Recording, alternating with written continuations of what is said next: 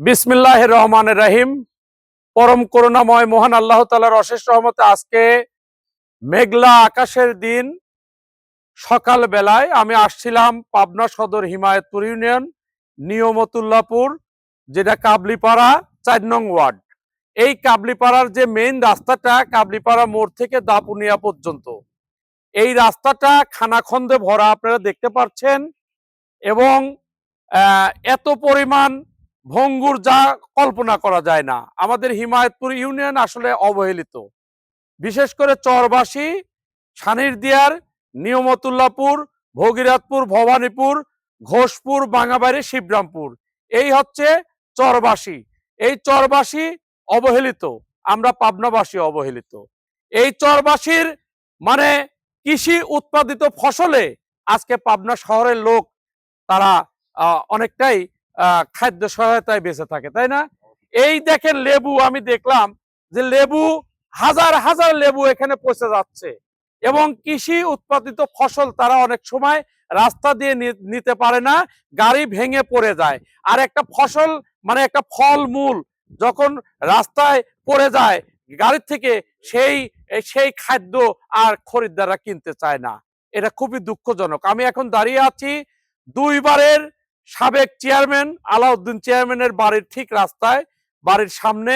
এখানে মনিরুল ভাই নামে একজন ব্যক্তি আছে এবং আরেকজন পথচারী ভাই আছে, আমি তাকে চিনতে পারি নাই অবশ্য। এই তাদের বক্তব্য যে আমাদের এই রাস্তার দিকে কেউ দৃষ্টি দেয় না। আমরা মাননীয় এমপি মহোদয় অ্যাডভোকেট শামসুর রহমান শিমুল বিশ্বাস, পাবনা সদর ৫ আসন গণমানুষের নেতা, তার দৃষ্টি আকর্ষণ সহ এলজিডি, জেলা পরিষদ, উপজেলা পরিষদ সকল কর্মকর্তাদের দৃষ্টি আকর্ষণ রাখবো। এই সকল ভাঙা ভঙ্গুর রাস্তাগুলো মেরামত করে উন্নতকরণ করে মানুষ, কৃষক, কামার কুমার, জেলে তাঁতি, দিনমজুর, দলমত নির্বিশেষে সকল মানুষের মানে উপকারে কাজে এগিয়ে আসবেন এই আশা করি। এই অঞ্চলের একজন প্রধান মনিরুল ভাইকে আমি দুই একটি কথা বলার জন্য অনুরোধ করছি।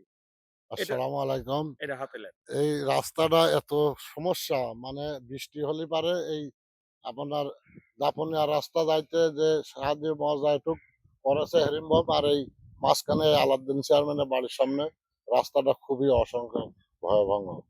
এই জন্যে আমি আবেদন করতেছি যে প্রধানমন্ত্রীর কাছে বলতেছি যে এই রাস্তাটুক খুবই অতি সহজে করার জন্য অকল আবেদন জানানো যাইতেছে যে এই রাস্তাটা কাজটা করার জন্য। ধন্যবাদ, ধন্যবাদ।